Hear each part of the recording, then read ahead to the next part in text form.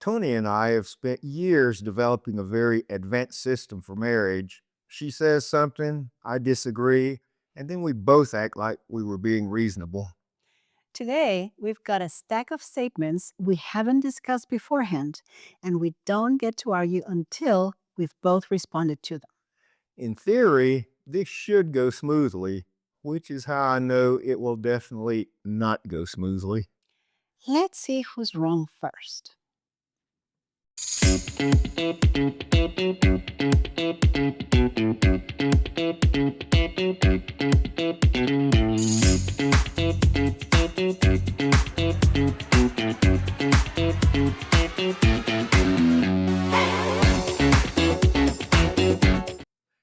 We've been together long enough to know that we don't always see things the same way. That's a polite way of saying it. I thought this episode could use a dash of diplomacy. Then, let's see which of us is living in the real world. First category, relationships.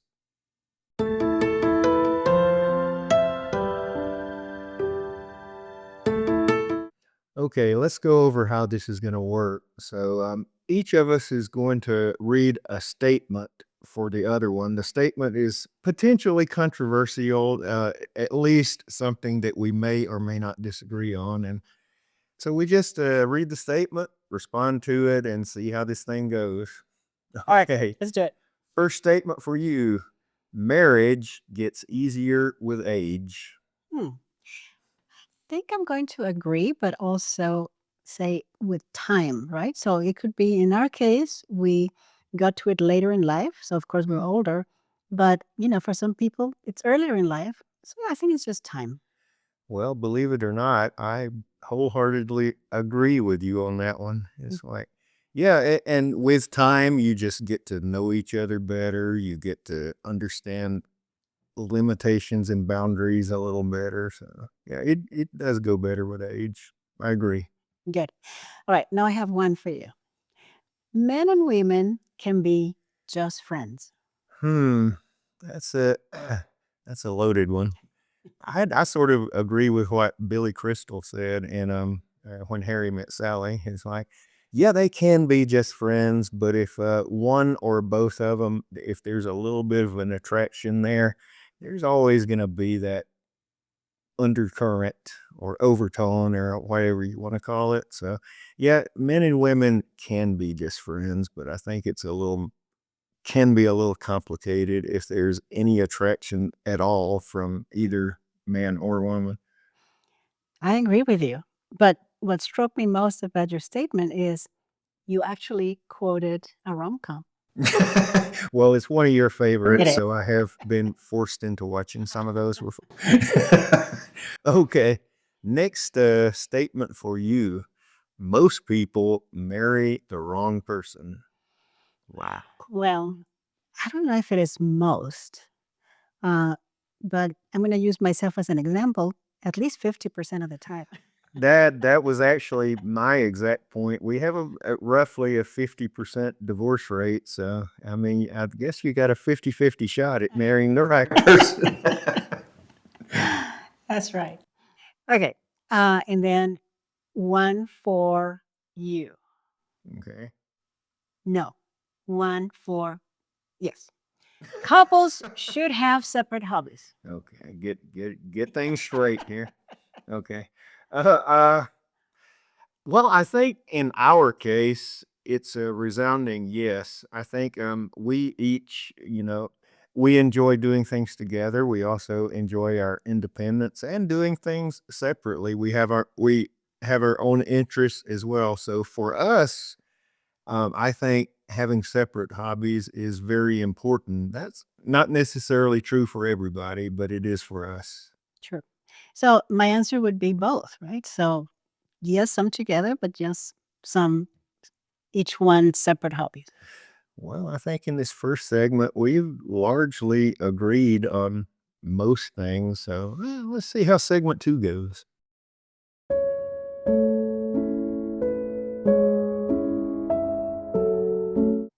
All right, this next section is about aging. Okay. So I'm going to ask you the first one. Okay. What do you think about this statement? Life gets better after 60. Hmm. I would say some aspects of life get better after 60. You have the obvious negatives that go along with aging. It's like, yeah, get more aches and pains, and your body starts doing weird things. So that part of aging is not fun for anybody. But I think, in my case, I've become more comfortable in my own skin as I've gotten older. I still care to a degree what people think, but not nearly as much. So I think for the most part, life gets better as we get older, but it's not all rainbows and unicorns. Right, like they say too, right? Youth is wasted in the young. It would be nice to have Mm, youth and experience. yeah. Okay. Next statement for you. Staying active matters more than eating healthy. I don't think one is more important than the other. I think it has to be both. Hmm. So staying active, exercising, walking, is super important, but it is also important to, eat healthy. I almost agree with you. I think actually probably eating healthy is even more important because you you can eat poorly and exercise, but you cannot exercise away a bad diet. So yeah, I agree. They're both important, but if I had to pick one as more important than the other, I said eating healthy. You can't you can't not do that, especially as we get older. All right. So now it's my turn. Okay. People our age are happier than younger people. Mm. We sort of answered that in the first one, I think. It's like, yeah, I think we have a better as we get older, we have a better feeling of who we are. We have a better sense of self. We generally have more confidence than when we were young. So yeah, I think so. And also, I think that youth today seem to be more disengaged. And so I don't think that they're happier than we are now. Yeah, well, we didn't grow up in the era of social media and smartphones and all that, and that has a whole lot to do with that. Okay, last statement for you in this segment. Friendships become more important as you age. Interesting. So I think that the meaning of friendship changes with age. So Mm, when you're younger, you want to have lots of friends to go party with and to have a fun time with. But as you get older, I think quality becomes more mm. important than quantity. So you may have fewer friends, but the friends that you have are really true friends. Yeah, well, I cannot disagree with anything you said there. The only thing I would add is I think friendships are more important to some people than to others. They're more necessary for some people than for others. For instance, you're a more outgoing people person than I am. So I recognize your friendships are very important to you. Me, on the other hand, I'm perfectly happy with my small social network. I'm perfectly happy spending time alone. So friendships, they're important, maybe not as important to me as they are to you. Totally agree.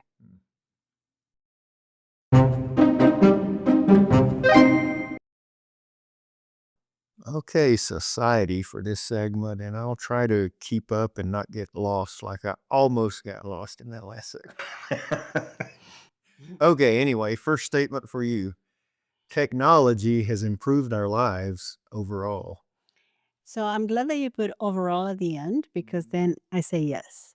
Mm, Of course, technology has its flaws, and like we've said before, many times, you know, it, technology is only as good as the people that use it. So of course, some people are not going to use it appropriately, but for the most part, particularly in terms of science, technology, health, absolutely. well, I don't disagree with any of your reasoning, but if I have to slightly disagree, because when we're talking about overall, I'm gonna have to lean toward no. Yeah, because Yeah, there's certainly things that are good about technology, smartphones, GPS, things like that, that I wouldn't want to live without. But yeah, the disconnect that social media and technology has caused, I just think overall it puts a little bit of a minus on it for me. So All right, so we kind of disagree on that. kind of disagree on that one. All right, I have the next question. We spend too much time chasing happiness. Yeah, resounding yes on that one. Because I think people have the wrong idea about what happiness is. I mean, most people think happiness is like 24/7 bliss. And that's just not the way life works. Mhm. It's like most of life is a struggle or a challenge, or we're dealing with problems, we're putting out fires, and we have little slices of happiness in between. I think people need to look at happiness as learning to appreciate the moment, learn to live in the moment and appreciate the present time instead of looking for happiness tomorrow and thinking of happiness as 24/7 bliss. Because if that's your idea of happiness, I'm afraid I've got some bad news. That's true, but as usual, I am glass half full, you're glass half empty. Yeah. So you said something like most of life is obstacles and problems and fires. I wouldn't say most, I would say some. And you do need those bad times to really appreciate the good ones, right? So, Okay. So I can disagree with you there, but of course. it's okay. It's okay. Okay, next statement for you. People are ruder or more rude or less respectful than they used to be. I think absolutely. I see it all the time. Again, as an educator, I see the difference in the classroom. I see it again, just being out in the world, right? Kids today, and in part because of their parents, right? They are less respectful. So yeah, absolutely. And I agree with you on that one wholeheartedly, I think. And once again, I'll blame the disconnect of, social media for a lot of it. But some of it is just parenting is kids don't fear any consequences now like we did when we were growing up. For sure. It's like kids, there's no consequences for bad behavior now. And um that's the reason for a lot of it. So I'm curious how you're going to answer the next one. I bet you we're going to disagree. Okay. Most people are basically good. Yeah, well, you know which side I lean toward. I think many people are me first, and selfish. And yeah, you see evidence of it every time you go out into the world. But I would like to think that most people have kindness in their heart and care about their fellow human beings. I'm just not 100% convinced of it. Well, you were right. We disagree because I think that for the most part, people are good. Unfortunately, the ones who are not, those are the ones who get the headlines. Yeah. So I want to believe that most people are good. Most people I know, I think are good.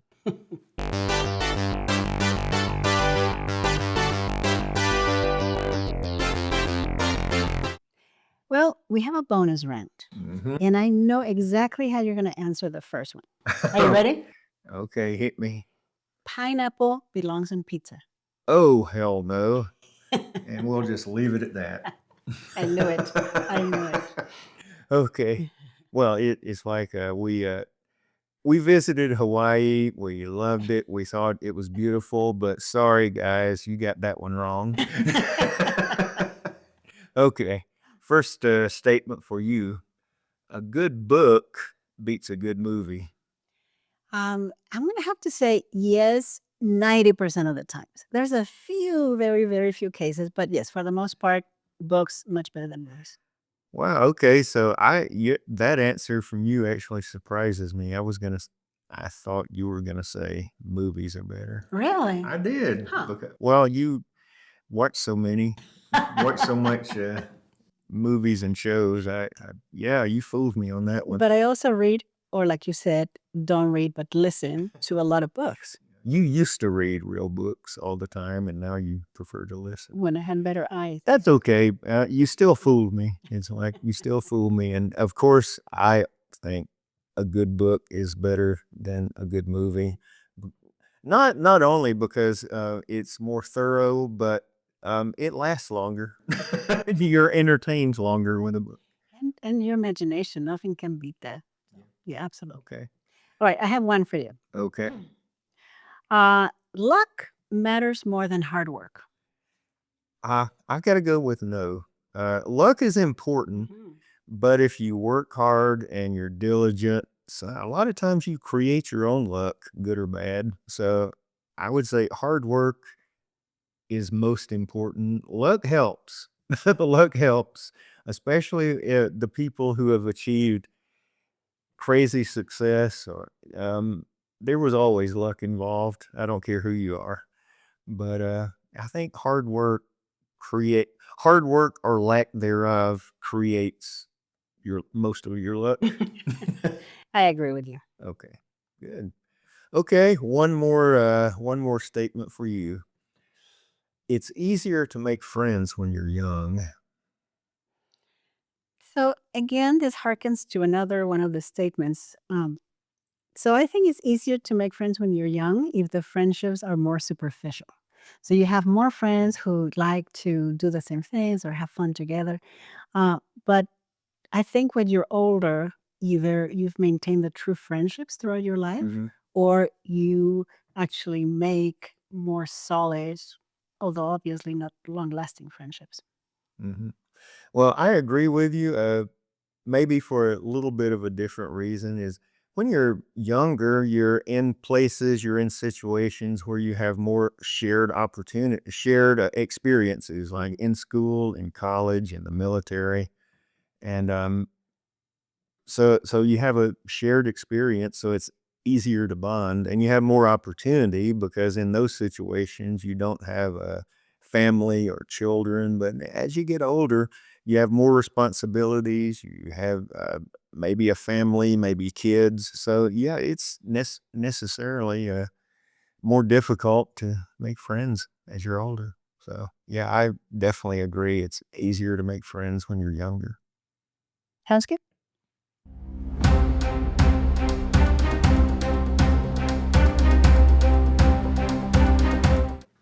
Okay, we've got one last question, and it's a big one. I gave Tony a heads up on this one because picking 5 people on the spot is a lot harder than it sounds. And here's the question. If you could have dinner with any 5 people, living or dead, who's getting an invitation? Well, so I did write down my list so I wouldn't forget them. And I did have to think about it a while because my list kept changing. Right, you But told me that. but I finally settled on 5 that I'm pretty happy about. Okay. So my first one is an author. Unfortunately, he passed away a few years ago, but Pat Conroy. Your favorite? Yeah, I would have to say he's definitely in my top 2. But wonderful writer, and the reason he's on this list is he had a reputation of being a people person and a storyteller, and he was always the life of the party. So he would be, I think, somebody fun to talk to at a dinner party.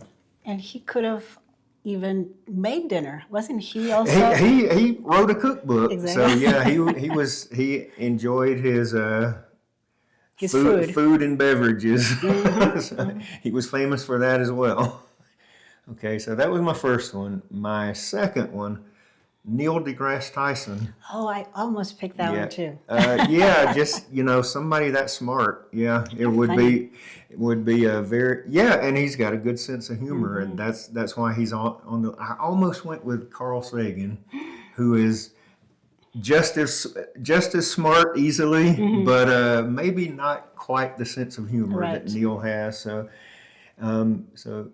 yeah, just it would be interesting just to sit and listen to someone that intelligent Mm-hmm. over dinner.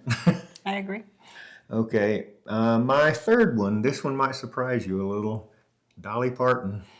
Wow. Yeah, that does surprise me. Dolly Parton. So the reason she's on the list is number one, she's undeniably one of the most prolific songwriters of our age, male or female. She's highly intelligent, even though she doesn't present herself that way. She doesn't take herself too seriously. She does self-deprecating humor, and it would just be interesting to listen to what Dolly has to say about life, her experiences. She just seems like a very interesting person to talk to. And she's a good person. I mean, she does philanthropic Yeah, yeah. things. She's on my list. So my next person, number four, is also someone in the music business, Keith Richards. Oh, wow. The interviews I saw Keith Richards in, he is so entertaining. He is so funny. He's a living encyclopedia on musical knowledge, and he's just the interviews I've seen him in. He was extremely entertaining. He just seems like he would be a blast to have a conversation with at a dinner. Didn't you read his autobiography? I did, and he has a very interesting life. He would be a very interesting and I think fun person to talk to. And my last person on the list, Conan O'Brien. For my money, he's he's one of the funniest, one of the sharpest comedians alive today. It's like every time I watch Conan, I'm always like, man, I wish I was that quick. He's just Very witty. he is like there's just nobody better. And self-deprecating too, right? I mean, he loves to Oh yeah, find yeah. fault. Nobody does better self-deprecating humor than Conan. And also, going back, Neil deGrasse Tyson's on my list, and sometimes because he's got so much information in his brain, he can tend to dominate a conversation. Right. Sometimes somebody like Conan is not going to let that happen. So yeah, that's another reason he's on this list. That'll definitely be a very interesting dinner.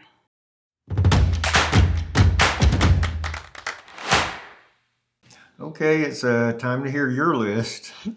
Well, first of all, I'm glad that you gave me a heads up because there's no way that I could have come up with five Yeah. names just like that. Yeah. And so I tried to picture an actual dinner with people that I would really enjoy, like just having a good time with and laughing, right? So a dead author, Samuel Clemens, better known as Mark Twain. Okay.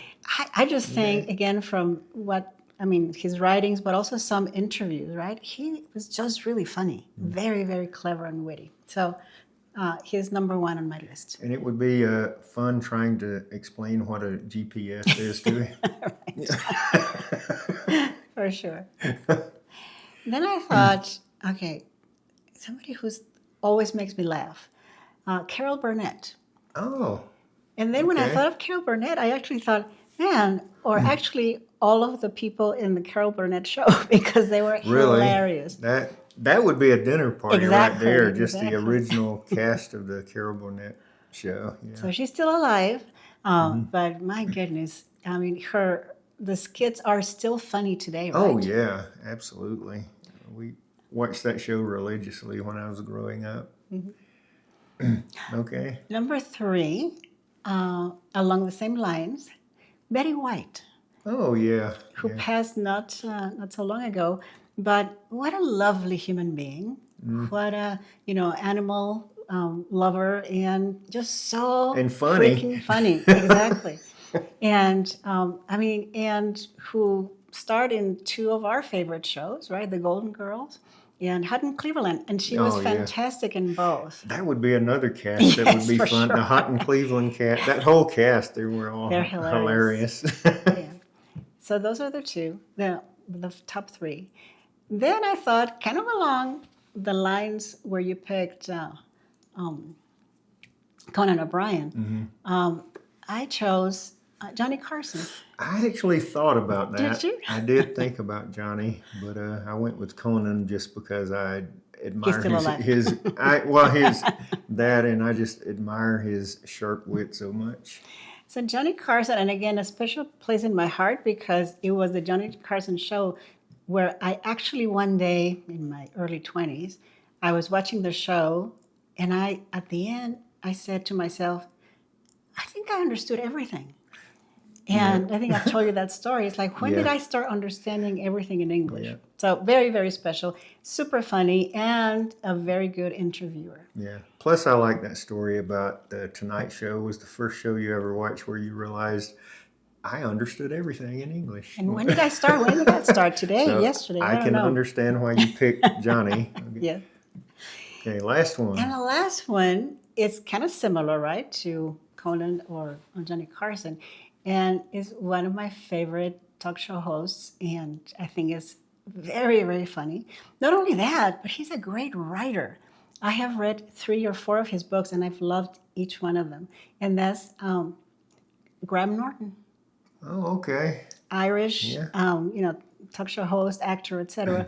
And again, a very, very good writer of serious books. I mean, his books are not just funny or comedy. Well, I've never read any of his books, but I do find his show very entertaining, and he is a good host. So I can't argue with anybody on your list. Good list. I think so.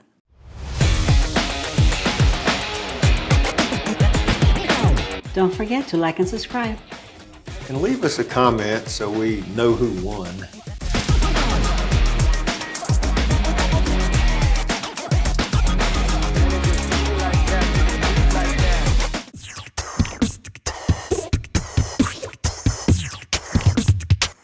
I feel like we should end this on a high note. Then stop talking. That was cold. Accurate though. And that's why I keep the security cam rolling.